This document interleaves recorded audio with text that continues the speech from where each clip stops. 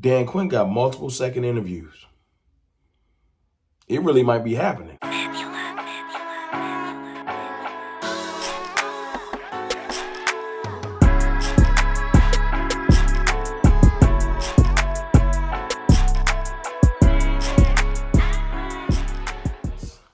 Good people, it's your boy Mr. Rome, Cowboys fan talk, right back like I never left. What's up with y'all, man? How y'all feeling? Y'all good? Look, I know Cowboys Nation been on fire. It's so much stuff going on. I just want to say I appreciate y'all's support. Everybody that comes here daily, every other day, whenever I drop content and shows love, I appreciate y'all. I really, really do. All the likes, shares, everything, comments. Even if you don't like what I say, you come here to support me regularly, and I appreciate it. I really, really do, especially in this time when we got so much stuff going on. I said I wasn't going to touch on that craziness going on with the Cowboys family members, but I might have something to say since Stephen A. Smith out here making up stories. But we'll get to that. We will get to that. That's another video. I want to talk to y'all about Dan Quinn and the changing of things in Dallas, because in Mike McCarthy's press conference last week, he did say that we will be making changes. And as of right now, it looks like everything's the same. So you kind of start wondering, where's the changes? What they going to do? Brian Broaddus released a tweet last week or like a couple days ago, basically just saying, sources close to the team. You know how the Cowboys like to phrase things when somebody's close to the team. People will be surprised at, the way they all attack the new league year.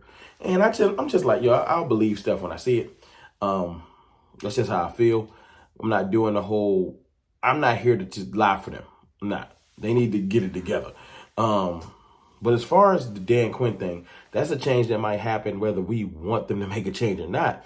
Because he did his interviews. He did his round of interviews. I think he interviewed with the Commanders, Seahawks, Chargers, Titans, and someone else. I forgot. Y'all let me know in the comments. And he got 2 second interview requests. Now, I don't know if they're in person or not. Probably in person, because what are you doing? He ain't got no games to prepare for. So, for the Titans and the Seahawks, and you start being like, and I think he got a third one with the Commanders too, a third second request. But the Titans and the Seahawks got my eyes raised, because of course he got the lineage there with the Titans. I'm not with the Titans, with the Seahawks. So I can see that happening. I don't know who else is in the wheelhouse for the Seahawks, but I know the connection is there. It's a familiarity there. And, it lets me know that him taking all these second interviews, last year he shut it down. He did the interviews and he was just like, coming back to Dallas. This lets me know right now, Dan Quinn ready to go too. And it's toxic in Dallas right now. It's toxic. He's probably like, I'm done. I'm just done. Dan Quinn seems to be somebody that just wants to coach ball. He did take interviews last year, so I do think that he wanted to come back and do the unfinished business thing, was what he said last year. But I also think that right now, with what we got in the cupboard, players-wise and stuff like that, I think Dan's ready to move. I think he just wants to do his own program. He's tired of being under the Jones' thumb. He's probably tired of dealing with McCarthy. He has his own things. And we tired of you a little bit, Dan. Defense has been regressing, and some of your experimental stuff has been looking crazy. I do love that you rush Micah from different places and things like that. I love that you keep certain things multiple, but then sometimes I'll look up and somebody will be a DT that's stupid. Don't do that. Or Mozzie's losing weight, and who told him to do that? Why didn't nobody stop him? Certain players getting taken and not being used. And, we took Sam Williams, I'm pretty sure, because of Dan Quinn. And I'm not saying Sam Williams is trash. I'm saying that, Dan Quinn has had a humongous influence over our drafts and everything. And if all we got to show for it is getting blown out by 48 points, and people will say, well, Dak threw a pick 6. Okay. Well, the other 41 points wasn't on Dak. It wasn't. Where was your defense? Where was the defensive point in that game where it's like the defense bowed their back? Yeah, Dak made a mistake. But when is it ever going to be that our team showed up, whether a player or a unit has a moment that's bad where your teammates hold you down? Not, hey, the defense let Josh Allen down on the last series. No, not that. The defense ain't show up at all. Dak Prescott ain't show up at all. The offense didn't show up. No one showed up to that Green Bay game. Everybody got to wear that one. But yeah, Dan, every big game we had this year, the defense didn't look prepared. You could take that game out. Some games, Dak did show up. I'm just saying. Every big game, our defense, even the Seattle game, you know, it's one of those things where, like, maybe it's just run its course. Maybe his voice is not the same in the room. Maybe the players don't believe in the scheme as much. I don't know. I know that we didn't look prepared. Maybe it's the disconnect from Dan being upstairs, right? And the players being downstairs. Because, you know, he calls the plays and stuff like that. He gets on the phone with players, but there's a big disconnect. You're not on the field handling your players and talking to them. It's just different, you know? And I know this is a far cry from when I used to say stuff like, Dan is the man. Well, Dan was the man, you know? And if Dan returns, all I can say is if somehow some miracle happens where he don't get jobs and we bring Dan back, I need you to go back into the lab, Dan, and fix it. Because this ain't going to work. This is not going to work. So those 2 interviews that he got, we'll see. I think that is an indication that he's ready to go. And if you look at the competition he got for the Titans job, it's like the Bengals OC, the 3 people that got second interviews, the Bengals offensive coordinator and the Panthers offensive coordinator. I could just strike him out. I don't think he getting it. You know what I'm saying? I don't think he getting it.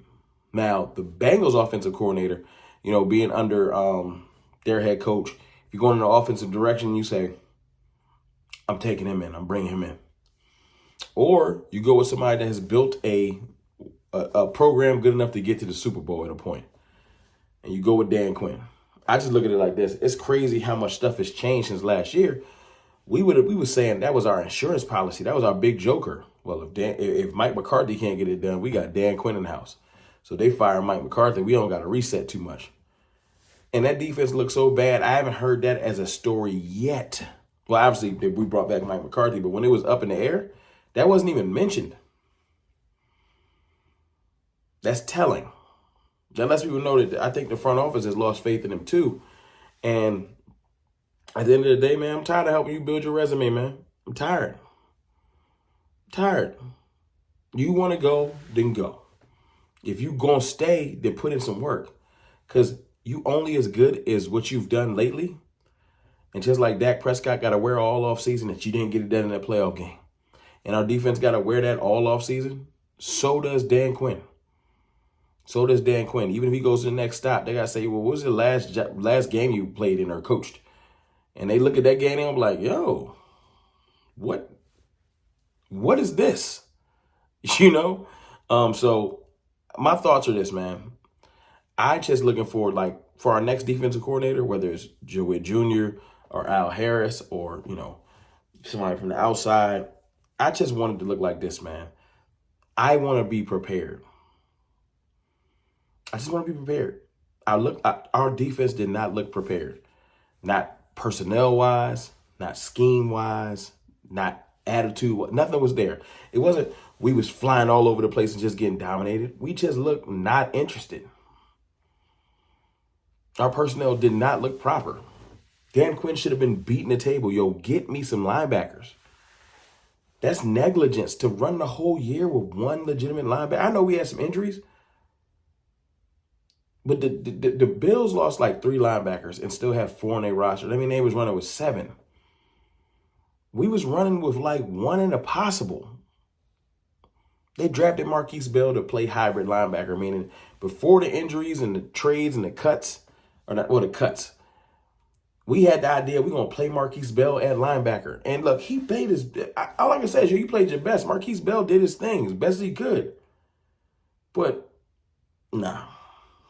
Dan Quinn, man, somebody got to, look, after that L, some change has to happen. And if it's from the defensive coordinator side and a couple other little tweaks, I'm with it.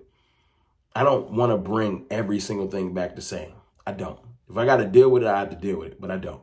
It's your boy, Mr. Rome, man. Y'all let me know what y'all think in the comments. Let me know how y'all feel about Dan Quinn and this second interviews he got on deck. He might be out the door. And if he out the door, who you want? I'll holler.